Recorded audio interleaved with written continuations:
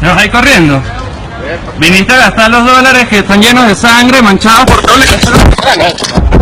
No te voy a golpear ni nada. En este país que es democrático, donde no hay narcotraficantes como usted, maldito.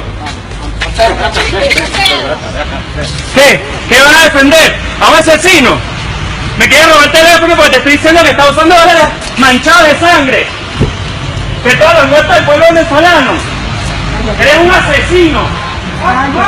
Eres un asesino. Y a donde vayas te vamos a encontrar. No me voy a callar. Y no van a estar tranquilos en ningún lugar del mundo.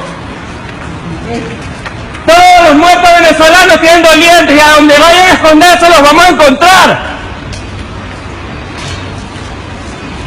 ¿Qué te parece? Nada. Dale, agarra a tu hijo que igual va a tener que protegerlo toda la vida. Porque por tu culpa le manchaste el apellido, le manchaste el futuro. Por asesino. Cómplice de una narcodictadura. ¿Te da vergüenza? No me da vergüenza, vergüenza me da que usted lleve la misma sangre que llevo yo. Porque son asesinos todos. Asesinos. Destruyeron un país. Y están manchados de la sangre de miles de jóvenes. ¿Por qué salió escondido? ¿Por qué salió escondido corriendo? ¿Por qué me trató de agredir cuando lo grabé? ¿Cuál es el miedo? ¿Cuál es el miedo? Miedo van a tener que tener porque en ningún lugar se van a poder esconder.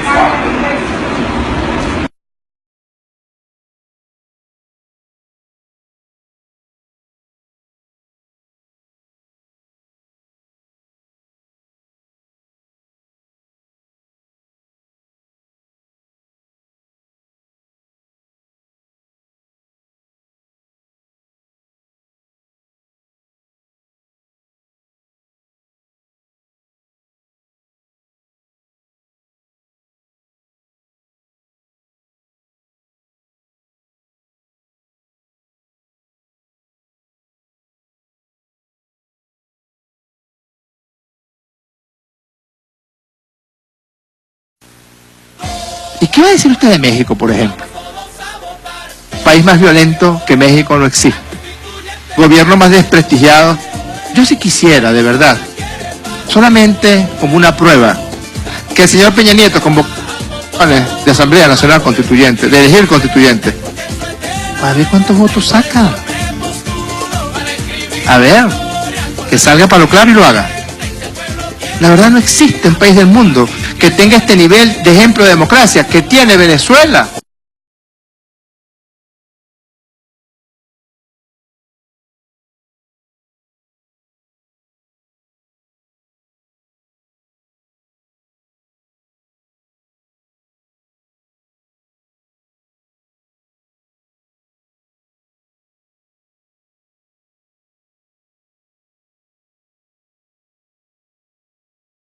Rodríguez, te dieron tu buena dosis de patria aquí en México, ¿no? La semana pasada estabas hablando muy mal del presidente Peña Nieto y del país, de México. Sin embargo, tienes a tus hijos estudiando acá, a tu hijo medicina en una de las universidades más caras de este país, por supuesto pagada con el dinero que te estás robando de la alcaldía Libertador, ladrón, rata, hipócrita, falso. Ojalá no te encuentre yo por acá, por México, porque te aseguro, Jorge, que voy a poner en práctica lo que me enseñó mi sensei Carlos Moreno, allá en su prestigiosa escuela de karate, Carlos Moreno Hayashi Hashito Ryukei. Lo primero que te voy a hacer cuando me intentes quitarme el teléfono es meterte una malwashi Mary para sentarte de culo. Rata, ladrón, bastardo. Tengo pruebas que comprometen a Nicolás Maduro. Exigir al gobierno de Venezuela, primero, el respeto a la Constitución y a las leyes, porque con esta constituyente que actualmente está operando, con suprapoderes, una constituyente que fue electa con menos de 2 millones de personas, porque fue un fraude lo que hicieron. Fui separada ilegítimamente de mi cargo y fue designado una persona para que usurpara las funciones de la Fiscal General de la República, una persona que tiene 6 expedientes o 6 investigaciones por corrupción. Esos expedientes están relacionados con el desfalco a la estatal petrolera PDVSA. Estoy hablando de Tarek William Saab, quien de acuerdo a la información que manejamos efectivamente exigió a los fiscales el sobreseimiento de estas causas. Podrán haber sobreseído, podrán haber destruido los expedientes, pero las copias certificadas de esos expedientes están en mi poder. En Venezuela no hay garantía de justicia, ciudadanos, fiscales y procuradores. No hay garantía de que alguna investigación relacionada con la delincuencia organizada tenga una condena, una sanción ejemplarizante, porque lo más probable es que las pruebas que se recaben, pruebas que sean remitidas a Venezuela, sean desaparecidas. Porque hay muchos intereses en Venezuela porque no se investiguen los hechos de corrupción. Porque la corrupción en Venezuela ha traído consigo otros problemas. Venezuela actualmente atraviesa por una grave crisis que impide que el venezolano tenga acceso a los alimentos, que tenga acceso a la salud, a los medicamentos más básicos, más elementales. Entonces, frente a este panorama de inseguridad, de carencia de alimentos, de medicamentos, como resultado de la corrupción que hay en Venezuela, yo quiero decirles, colegas fiscales y a quienes nos están oyendo, que yo seguiré luchando, seguiré recorriendo el mundo para denunciar lo que pasa en Venezuela. El doctor Serpa, Ángel Serpa, que fue mi defensor en el procedimiento de inquisición que se me sigue en Venezuela, fue privado de libertad y lo tienen amarrado en un baño que no tiene las condiciones de higiene, un baño en las peores condiciones. Ahí está depositado el doctor Serpa y lo quiero denunciar ante mis colegas fiscales y procuradores y ante la comunidad internacional. En Brasil son las palabras de la fiscal general de Venezuela, Luisa Ortega Díaz, quien participa a esta hora de la cumbre de fiscales y procuradores del Mercosur que se lleva a cabo en el territorio brasileño. Ha dicho: tengo pruebas que comprometen a Nicolás Maduro y a otros altos funcionarios del régimen venezolano con casos de corrupción. Una disputa judicial en Miami ha puesto al descubierto las actividades sospechosas de una cuenta en el Ocean Bank vinculada a uno de los funcionarios más influyentes del gobierno del presidente venezolano Hugo Chávez. Gerardo Reyes investigó el hecho y esto es lo que encontró.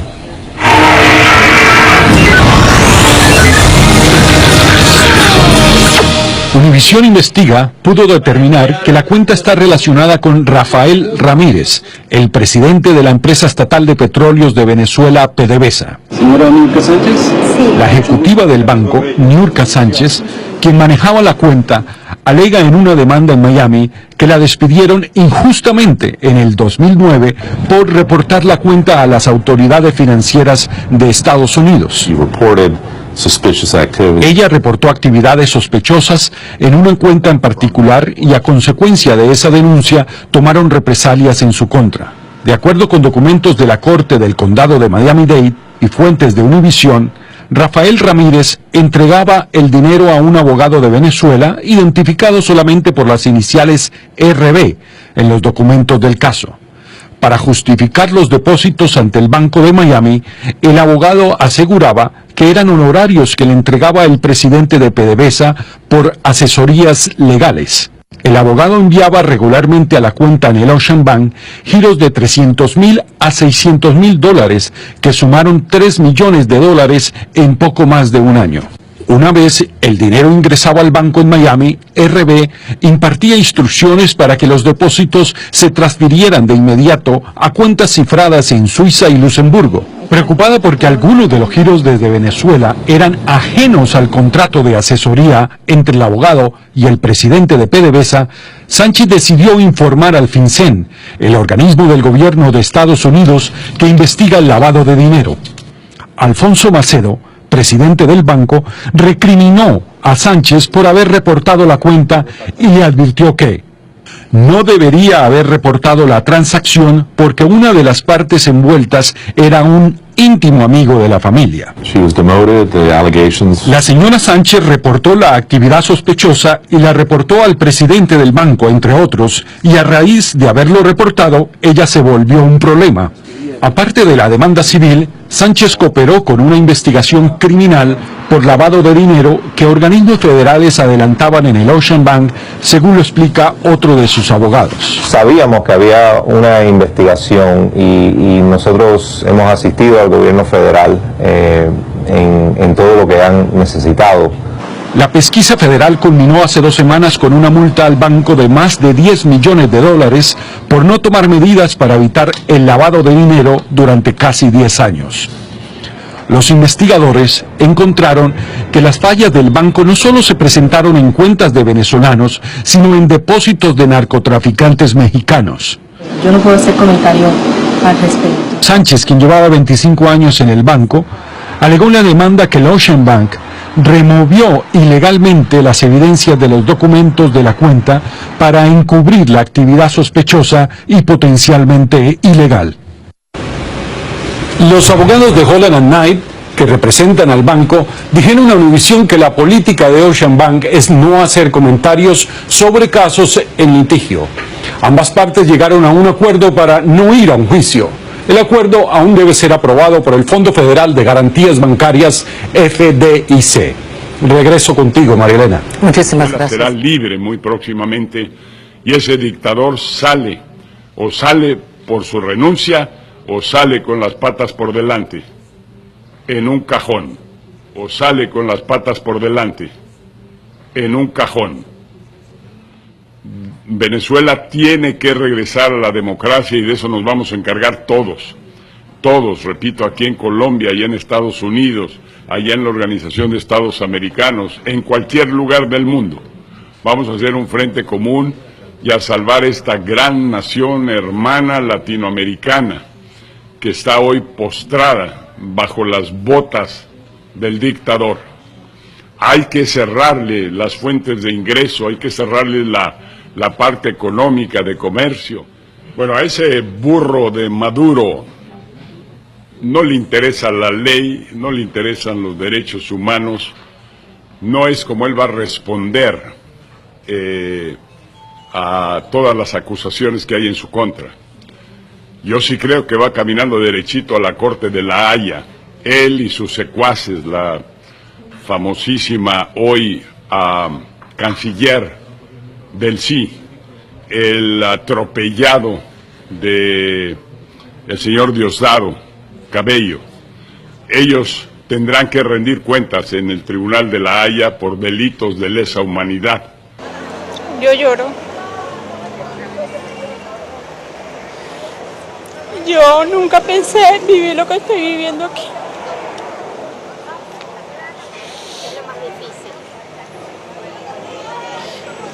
Lo más difícil es que el nieto te diga, abuela, tengo hambre, y no haya en la casa.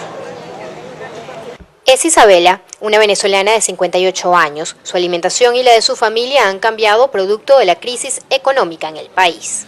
Él dice, abuela, ya yo entiendo que no hay comida. Se come la arepa, ya sin queso, sin mantequilla, sin nada.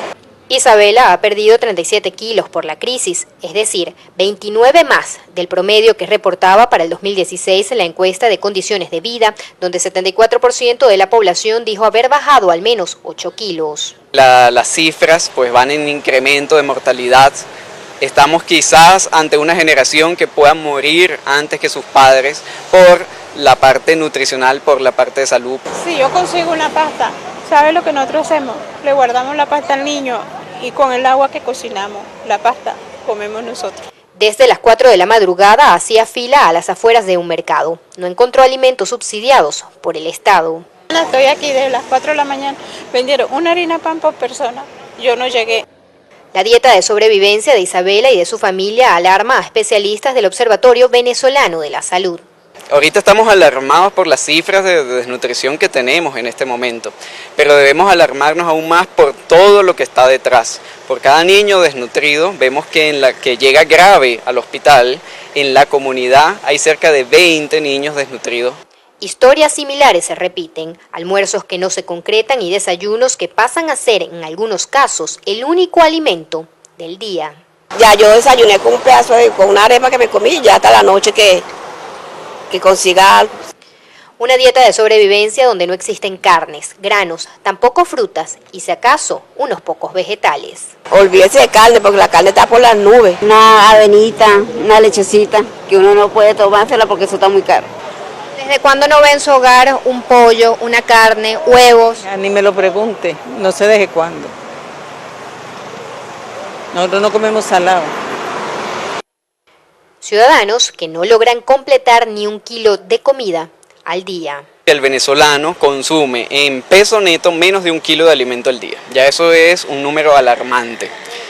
Debería ser mayor a 1,5 kilos aproximadamente de alimento o 2 kilos al día. Las consecuencias devastadoras, no solo a nivel nutricional, para el país también habrán secuelas. Un menor grado de educación, un menor grado de valores, de cultura, eso trae mayor violencia.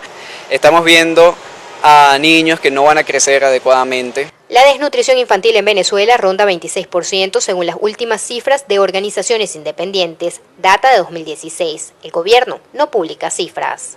A los casos de desnutrición y mala alimentación producto de la crisis en el país, hay que sumarle la escasez de fármacos que en algunos casos sobrepasa el 85%. Desde Caracas, Venezuela, para NTN 24.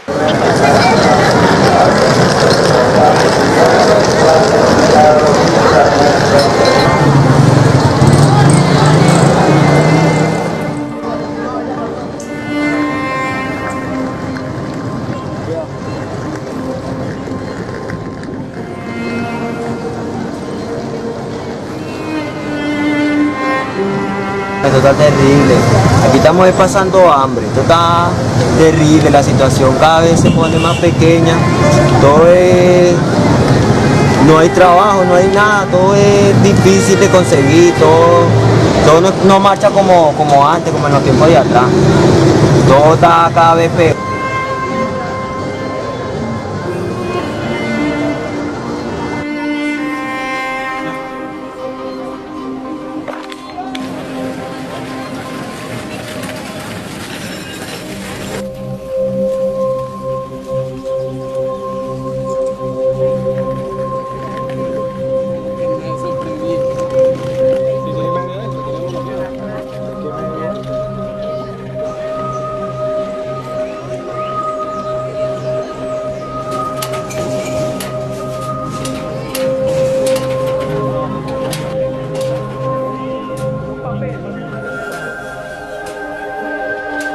Que lo que están viviendo los venezolanos es prácticamente un desplazamiento en estado de guerra. Estas imágenes solo se ven en países en guerra y esa es muestra del modelo dictatorial y antidemocrático que representa Nicolás Maduro para Venezuela y para el mundo, porque Nicolás Maduro es una amenaza para el mundo y lo hemos evidenciado en los últimos días.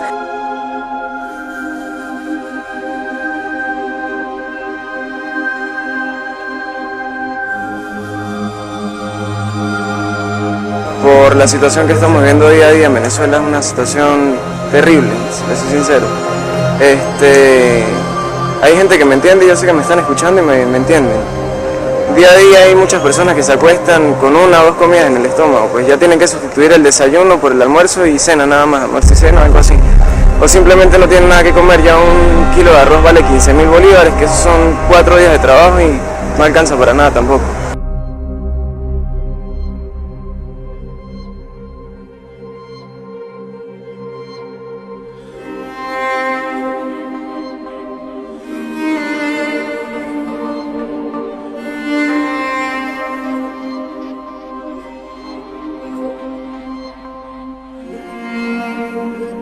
Porque de verdad que venimos de un país muy rico y que por 3, 4 personas tenemos que venir a pasar todas estas calamidades aquí en este país, que claro, dándole las gracias porque nos han prestado un servicio, una ayuda, el buen sentir de ayudarnos, ¿ves? Porque de verdad pues nadie lo hace ¿ves? Y bueno, aquí la mayoría estamos en busca de un mejor futuro, ¿ves? Y de poder vivir bien, de tener los alimentos que allá en Venezuela no encontramos. A pesar que el presidente Nicolás Maduro diga que es mentira, esta es la cruel realidad. En Venezuela, por más de que tú te mates trabajando, el sueldo no te da la base para comprar los alimentos de la cesta básica.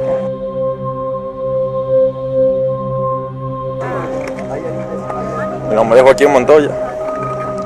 De verdad que bueno. Ingeniero de Venezuela. Me están persiguiendo, pues. Esta mañana llegó el SEBIN a mi casa, mi familia. Muchas cosas, pues, muchas verdades que hay del gobierno, pues, pero bueno. Por lo menos tengo SEBIN. ¿Qué dejan en Venezuela?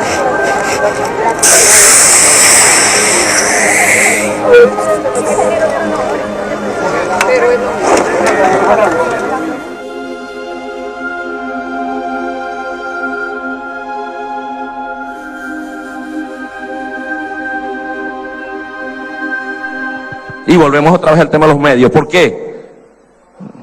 Los medios. Y yo voy inclusive, esto a algunos les va a sonar a un poco más de lo mismo. Pero los medios tienen cuentas pendientes con la justicia, los dueños de los medios. Desde el 11 de abril del año 2002. Ellos se creyeron el cuento del cuarto poder. Se lo creyeron. Sano sería para la verdad que los señores dueños de los medios un día tengan que pasar por aquí, por esta Asamblea Nacional Constituyente, para que aclaren su participación en los hechos de violencia. No basta decir lo que ellos van a decir. No, no tengo nada que ver, no. ¿Y tu pantalla? ¿Y tus mensajes? Porque uno tiende en este momento a echarle la culpa a las redes, Twitter. Pero vean cuánta gente ve televisión. Hoy tenemos investigación de las bolsas de alimentos que se entregan en Venezuela, los CLAC, una empresa mexicana registrada en México a nombre de 2 personas. La empresa tiene nombre Gross Grand Limited, una empresa que se presume que es del presidente de la República, Nicolás Maduro, cuyos propietarios son Rodolfo Reyes, Álvaro Pulido Vargas y Alex Saad. Esas pruebas también las tenemos con nosotros. Voy a entregarlas a las autoridades de distintos países, Estados Unidos, Colombia, España, para que se investigue, porque en virtud del principio de la jurisdicción universal, y visto que en Venezuela no hay justicia, en Venezuela es imposible que se investigue cualquier hecho de corrupción, de narcotráfico. En consecuencia, la comunidad internacional tiene que tomar estos casos, tiene que investigarlos. Porque en el caso de Odebrecht hemos detectado que a Diosdado Cabello le depositaron $100 millones en una empresa denominada, esa es una empresa española, denominada TSE Arietis, cuyos propietarios son sus primos, Luis Alfredo Campos Cabello y Jesús Campos Cabello. Venezolanos, amigos todos, yo quiero, digamos, centrar mi exposición en el área económica. Creo que de alguna manera se ha dicho mucho aquí importante para la convivencia, la paz del país, a lo cual me sumo, sin duda alguna, sin ningún tipo de animadversión, más bien con total apertura, como creo que es lo que siempre debe ser el norte de cualquier venezolano. Pero sí quiero, de alguna forma, en la discusión que hemos tenido y en los aportes que han existido en la noche de hoy, la verdad es que si ponemos porcentajes, el 95% se lo está llevando la política y el 5% la economía. Y yo creo que el país en este momento requiere de una reflexión profunda en lo que está ocurriendo, si me lo permite, en la parte económica. Hace falta, digamos, también que haya una comisión de la verdad en la parte económica. Tenemos unas grandes contradicciones y yo le pido que realmente haya una comisión de la verdad. No lo estoy diciendo de manera jocosa, lo estoy diciendo de manera real. El Banco Central de Venezuela tiene muchas cifras, data importante, una institución pública de referencia en el país, que se sabe lo que está pasando en el campo venezolano, se sabe lo que producimos de maíz blanco, lo que producimos de arroz, cuáles son los problemas que existen, por qué hoy en día, digamos, son cosechas deficitarias, cuáles son las causas de por qué eso está ocurriendo, por qué se están rompiendo cadenas de abastecimiento en este momento por falta de divisas oportunas. Lo hemos conversado, presidente, en su momento, sé que hay autoridades, digamos, que están trabajando sobre el tema, pero la verdad es que cuando, como se hablaba aquí, el tema de tiempo y espacio, como Ortega y Gasset, es muy importante. No podemos descuidar la importancia que tiene la economía para el bienestar y la prosperidad de los venezolanos. Yo soy uno de los que reconozco abiertamente, y siempre lo he dicho, que el venezolano durante los últimos años ha tenido una movilidad de ingresos muy importante, sobre todo hasta el año 2010. Más ingresos, eso hizo que las clases más vulnerables tuvieran sin duda alguna mayores posibilidades para poder, digamos, consumir, para mejorar su nivel, digamos, de alguna forma de consumo, pero no ha habido movilidad social. Yo quiero, digamos, de alguna manera en esto que digo, ser respetuoso, pero creo que la movilidad social no ha ocurrido. La movilidad social ocurre cuando realmente la gente tiene un mejor acceso a la educación, una mejor educación, mejores sistemas de salud, mejor infraestructura en el país, puertos, aeropuertos, capacidad vial, de integrarnos todos, mejores viviendas, que sé que hay un esfuerzo importante que se ha venido haciendo, pero la convocatoria del sector privado es indispensable para que haya una movilidad social. Independientemente del foco social que se le quiere dar y que ustedes tienen sin duda alguna, como gobierno legítimo que son, el derecho, digamos, de darle ese foco social. Yo de alguna manera en eso no tengo otra cosa sino que aplaudir esa realidad. Nosotros trabajamos, digamos, a lo largo y ancho del país, somos un grupo empresarial que llevamos para nuestro 75 aniversario, venezolanos hasta los tuétanos, contradores venezolanos hasta los tuétanos, grandes trabajadores, aquí hablaba, digamos, el compañero Will Rangel, que estaba aquí hablando, grandes trabajadores, en armonía, con diferencias, porque existen diferencias sin duda alguna en los trabajadores también de Empresas Polar, pero la forma como somos productivos es siempre con un diálogo continuo, abierto, constante, sincero. Y cuando se mete la política, los demás la rechazan, porque la empresa no funciona si hay política. No funciona, no puede operar, colapsa. Y eso es algo que de alguna forma me enorgullece de todos los trabajadores de Empresas Polar, que cuando hay algunos que se ponen a pensar que van a lograr con escapulario ajeno, llegarle a usted, llegarle a algún miembro del gabinete, tener alguna consigna, salir en alguna fotografía, ir a algún programa de televisión, lamentablemente los demás internamente lo rechazan. Por hacer siendo líder sindical, probablemente, pero solamente de alguna forma porque de alguna manera está ahí dentro de lo que son sus compañeros. Pero la base trabajadora lo que quiere es trabajo, esfuerzo, hecho en Venezuela, hecho en Venezuela. Aquí hace falta que realmente nos duela lo hecho en Venezuela. Aquí hace falta que los actores económicos realmente tengamos paz, presidente. Tengamos paz. Hace falta, y yo sé que de alguna forma ese deseo existe, pero hace falta dar un paso adicional, que es la gran convocatoria a esa Comisión de la Verdad, para empezar a trabajar y no estar aquí cacareándonos cifras de qué ocurre, qué no ocurre, qué es verdad y qué es mentira. El venezolano lo sabe. Yo quiero diferir de una sola cosa que dijo, si me lo permite, Vladimir Villegas, de la polarización del venezolano en muchas cosas. En lo económico no está polarizada. Eso es mentira. Yo recorro el país, pueblos, caseríos, primeras ciudades, segundas ciudades del país, mi trabajo, el tipo de productos que elaboramos, mi pasión, mi manera de vivir el país, me lo exige mi trabajo. Uno no puede liderar por apellido, uno lidera por conocimiento. Yo de alguna forma tengo esa fortaleza de que me la dieron, pues, y me metieron al país por todos lados, pues. Aquí están mis muertos. Aquí está, digamos, todo lo que de alguna forma nosotros hemos construido es a gracias de inversión, reinversión continua, compromiso con el país, generación de bienestar y prosperidad por la vía del trabajo honesto y decidido. No hay otra cosa. Entonces yo estoy convencido de la necesidad de lo hecho en Venezuela tenga importancia, tenga relevancia. Nos ocupemos de las causas de por qué lo hecho en Venezuela no es más relevante.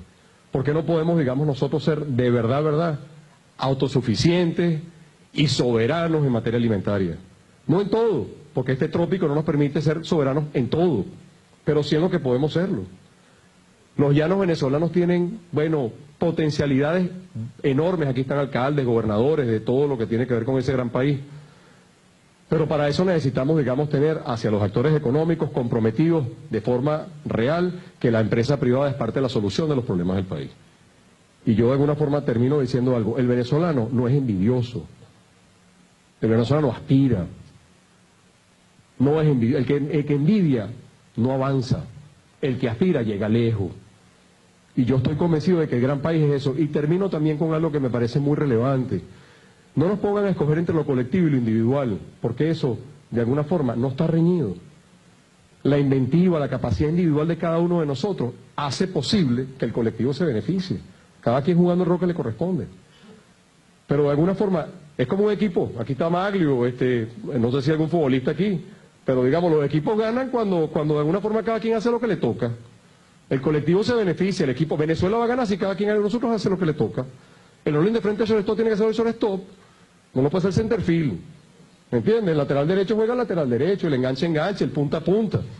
Entonces yo estoy convencido realmente que si cada uno de nosotros hace lo que le corresponde, el equipo gana. Lo individual o colectivo no está reñido, no nos hagan pensar eso. No es verdad. La inventiva y la capacidad emprendedora que existe en cada persona, dedíquese a lo que sea, emprendedores sociales, nosotros lo vemos en comunidades con las cuales trabajamos, tenemos años trabajando. Donde mejor funciona es cuando trabajamos sector público, sector privado. En todo donde tenemos soluciones concretas que las comunidades abrazan de inmediato, es donde lo público y lo privado se encuentran. Sin riña, sin rollo, sin complejo. Vamos a trabajar en algo concreto y ahí de alguna forma eso ocurre. Entonces, presidente, desde lo económico creo que es importante que de verdad, en este espacio tan importante, en esta Venezuela que tenemos en este momento, no perdamos de vista lo económico, restablezcamos de alguna forma un diálogo sincero, muy fluido, con los problemas que hayan, y una comisión de la verdad en lo que está pasando. Y yo creo que de alguna forma vamos a tener un país sin duda alguna robusto, que permita que prospere no solamente la democracia, sino que prospere de alguna forma el ciudadano a pie, que tanto necesita de alguna forma sus necesidades ser satisfechas por la vía de los hechos en Venezuela. Muchas gracias.